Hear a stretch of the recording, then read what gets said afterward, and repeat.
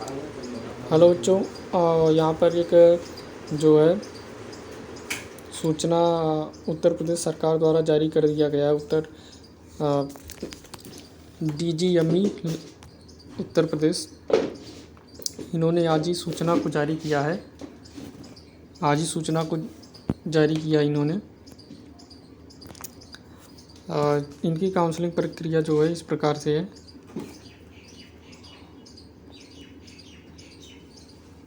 जो इनका first round counselling है, उसमें भाग लेने वाले अभ्यर्थियों के लिए महत्वपूर्ण सूचना। नीट यूजी की प्रवेश परीक्षा में सफल घोषित किए गए अभ्यर्थी की यूपी नीट यूजी मतलब इतने की काउंसलिंग में शुरू हो गया है। आपको क्या करना है, upneet.gov.in पर लॉगिन करना है। इस वेबसाइट पर जा कर के आपको लॉगिन करना है, ठीक है, और अपना पंजीकरण करना है। पंजीकरण किया जाएगा।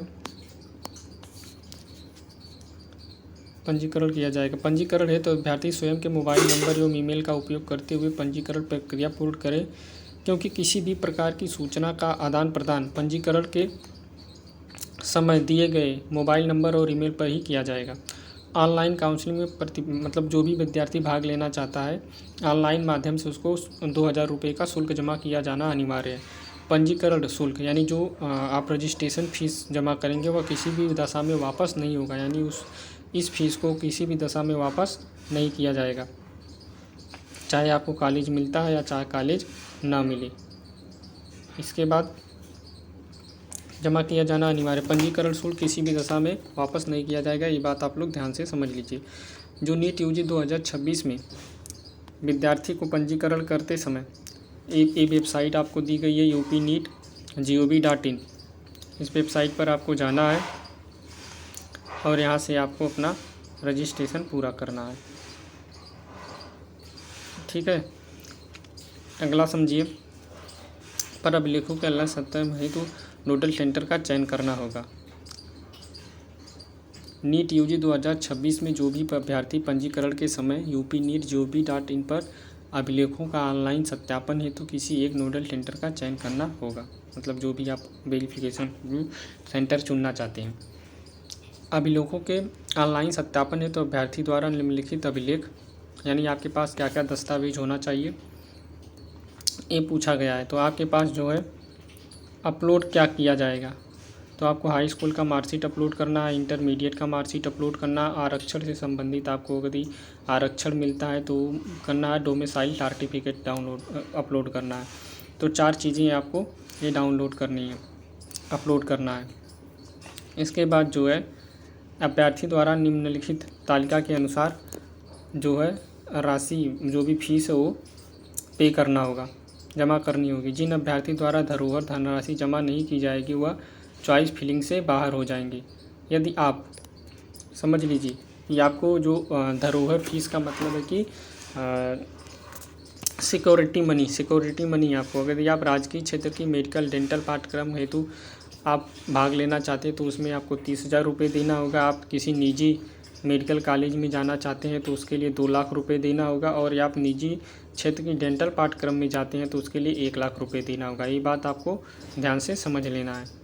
आगे इन्होंने क्या कहा, ऐसे अभ्यर्थी जो राजकीय एवं निजी मेडिकल कॉलेज दोनों क्षेत्रों के सेतु हेतु जिसको सरकारी में भी काउंसलिंग कराना है और प्राइवेट में भी काउंसलिंग कराना है, उन विद्यार्थियों के लिए केवल 2 लाख जमा करना होगा।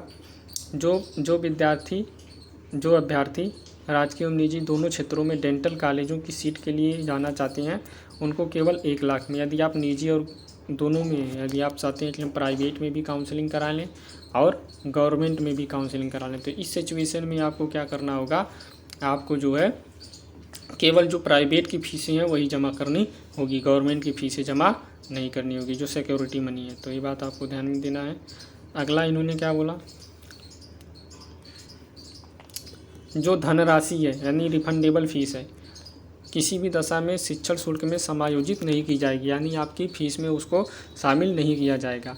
यदि आपकी काउंसलिंग प्रक्रिया खत्म होती है तो काउंसलिंग में भाग लेने वाले अभ्यर्थी को विशेष रूप से यह सलाह दी जाती है कि धरोहर राशि जमा करते समय अपने स्वयं के बैंक खाते का उपयोग करें। ये विशेष रूप से चेतावनी दी गई है, क्योंकि यदि समस्त चक्र की काउंसलिंग, यदि पूरी काउंसलिंग समाप्त हो जाती है, उसके बाद यदि किसी विद्यार्थी को अनामंटित यानी सीट नहीं मिलती है एवं प्रवेशित अभ्यर्थियों को धरोहर राशि उसी खाते में, मतलब जैसे कहने का इनका मतलब है कि जो रिफंडेबल फीस है आपको उसी खाते में वापस मिलेगी, यदि आपको कॉलेज मिलता है या नहीं मिलता है, तब दोनों का कंडीशन में। लेकिन आप कॉलेज लेके छोड़ देते हैं तब आपको रिफंड नहीं मिलेगा। राजकीय तथा निजी क्षेत्र में मेडिकल कॉलेजों, डेंटल कॉलेजों एवं हेतु प्रथम चक्र काउंसलिंग द्वारा आवंटित प्रवेशित अभ्यर्थियों को निःशुल्क निर्गम फ्री एग्जिट की सुविधा होगी। अर्थात प्रथम चक्र की काउंसलिंग में आवंटन के पश्चात, यानी यदि आपको पहली काउंसलिंग में सीट मिलती है और आप उसमें से निकलना चाहते हैं तो आप निकल सकते हैं। प्रवेश नहीं लिया जाता है तो उसकी धरोहर राशि यानी वापस कर दी जाएगी, आपकी जो रिफंडेबल फीस है वो वापस कर दी जाएगी। ये बात ध्यान में रखना है। यानी अब आप पहले आते हैं, काउंसलिंग कराते हैं, आपको कोई सीट मिली, आपको वो कॉलेज पसंद नहीं है, आप फ्री एग्जिट कर जाएंगे, आपकी फीस, आपका जो रिफंडेबल फीस है उस पर कोई किसी भी प्रकार की कोई समस्या नहीं आएगी। दूसरी बात, प्रथम चक्र की काउंसलिंग से निःशुल्क निर्गत फ्री एग्जिट की सुविधा प्राप्त अभ्यर्थी द्वितीय या तृतीय की काउंसलिंग में पुनः प्रतिभाग कर सकते हैं। यानी यदि कोई पहले राउंड में कॉलेज मिलता है उससे फ्री एग्जिट कर जाता है तो वो भी विद्यार्थी दूसरी और तीसरी काउंसलिंग में भाग ले सकता है। यदि कोई अन्य पिछड़ा वर्ग यानी आरक्षण वर्ग है, पिछड़ा वर्ग, अनुसूचित जनजाति एवं आर्थिक रूप से कमजोर EWS बच्चा है तो समस्त प्रमाण पत्र उत्तर प्रदेश शासन द्वारा निर्धारित प्रारूप पर उत्तर प्रदेश के सक्षम अधिकारी द्वारा निर्गत ही मान्य होगा। यानी उत्तर प्रदेश सरकार कह रही है कि जो भी आपका डॉक्यूमेंट होगा वो हम अपने ही फॉर्मेट में लेंगे, हम किसी और के फॉर्मेट में नहीं लेंगे, उत्तर प्रदेश सरकार का ही होना चाहिए। आगे इन्होंने क्या कहा कि उत्तर प्रदेश के अन्य पिछड़ा वर्ग एवं आर्थिक रूप से जो कमज़ोर बच्चे हैं उनके लिए इन्होंने बताया है कि जो प्रमाण पत्र है वह 1 अप्रैल 2026 के बाद अथवा इसके पश्चात ही मान्य होंगे। जो SC ST यानी अनुसूचित जनजाति श्रेणी के अभ्यर्थियों को सलाह दी जाती है कि वे आरक्षण संबंधित प्रमाण पत्र उत्तर प्रदेश शासन द्वारा जो प्रारूप निर्गत करा लें, जिससे कि प्रमाण पत्र का ऑनलाइन सत्यापन सुविधाजनक हो जाए। यानी उत्तर प्रदेश का जो प्रारूप है शासन का, उस प्रारूप में आपको प्राप्त करना है, किसी और प्रारूप में आपको प्राप्त नहीं करना। भारत सरकार के अधीन पदों पर नियुक्त हेतु प्रस्तुत किए जाने वाले प्रमाण पत्र के प्रपत्र पर आरक्षण प्राप्त प्रमाण पत्र मान्य नहीं होगा। यानी भारत सरकार के अधीन पदों पर, यानी जो भारत सरकार के द्वारा नियुक्त प्रमाण पत्र होते हैं उस पर यदि आप चाहते हैं कि हम आरक्षण ले लें तो मान्य नहीं होगा, वो उत्तर प्रदेश सरकार शासन द्वारा होना चाहिए। उत्तर प्रदेश राज्य के अतिरिक्त अन्य राज्यों के आरक्षित वर्ग के अभ्यर्थी, मतलब कोई दूसरे स्टेट में OBC में आता है लेकिन वो उत्तर प्रदेश में सीट लेता है तो जनरल में कंसीडर किया जाएगा, यानी उसको जनरल श्रेणी में माना जाएगा। ऐसे अभ्यर्थी को आरक्षण का लाभ अनुमान्य नहीं, यानी उसको आरक्षण नहीं मिलेगा। यूपी नीट UG 2026 के अंतर्गत उप श्रेणी के आरक्षण संबंधित लाभ हेतु निम्नलिखित बिंदु के अनुसार निर्गत प्रमाण पत्र ही मान्य होगा। क्या? दिव्यांगजनों के लिए दिव्यांगता प्रमाण पत्र, कोई भी दिव्यांगजन है तो उसके लिए DGHS MOHF न्यू दिल्ली द्वारा निर्धारित केंद्रों से ही प्रमाण मान्य होगा। यानी जो एक MCC ने सेंटर निर्धारित किया है उस सेंटर के आधार पर ही जो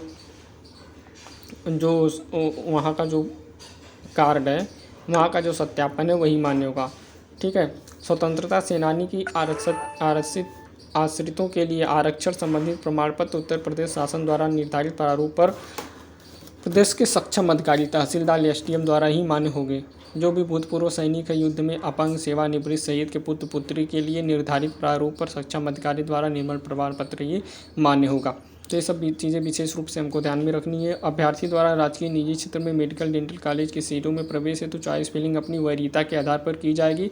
अभ्यर्थी द्वारा केवल उन्हीं कॉलेजों की चॉइस भरी जाए जिनमें प्रवेश हेतु वह इच्छुक हैं। यदि ऑनलाइन चॉइस फिलिंग के पश्चात चॉइस लॉक करना अनिवार्य है। चॉइस लॉक ना होने की स्थिति में अभ्यर्थी आवंटन प्रक्रिया से स्वतः बाहर हो जाएगा। यदि कोई भी विद्यार्थी अपना चॉइस फिलिंग नहीं करता है, चॉइस फिलिंग को लॉक करना अनिवार्य है। यदि आप चॉइस फीलिंग को लॉक नहीं करते हैं तो आपको, आप भले ही फिलअप कर लिए हैं, चॉइस कर लिए, लेकिन आपने लॉक नहीं किया तो आपको बाहर कर दिया जाएगा। चॉइस फिलिंग के पश्चात चॉइस लॉक करने पर किसी भी दशा में लॉक की गई चॉइस में संशोधन, परिवर्तन अनुमान्य है, यानी उसको नहीं किया जाएगा एवं न ही इस संबंध में प्राप्त आवेदन महानिदेशालय द्वारा कोई विचार किया जाएगा। तो ये बात पहले ध्यान रखते हैं। राजकीय क्षेत्र के मेडिकल कॉलेज, डेंटल कॉलेजों में आवंटित अभ्यर्थियों के प्रवेश आवंटित कॉलेजों में पूर्ण की जाएगी।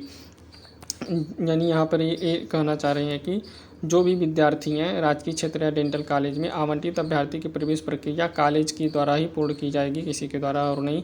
निजी क्षेत्र में मेडिकल डेंटल कॉलेजों में आवंटित अभ्यर्थियों की प्रवेश प्रक्रिया शासन द्वारा निर्धारित नोडल सेंटर से संपन्न की जाएगी। तो एक बार आपको ध्यान में रख लेना है कि जो सरकारी गवर्नमेंट कॉलेज हैं वो अपनी प्रक्रियाएं खुद करेंगे, लेकिन जो प्राइवेट कॉलेज हैं उनकी प्रक्रियाओं का एक नोडल सेंटर होगा। उस नोडल सेंटर पर आपको जाना होगा, उस नोडल सेंटर से आपका वेरिफिकेशन सब कुछ होगा। तो आई होप आप लोगों को ये बातें समझ में आ गई होगी। धन्यवाद।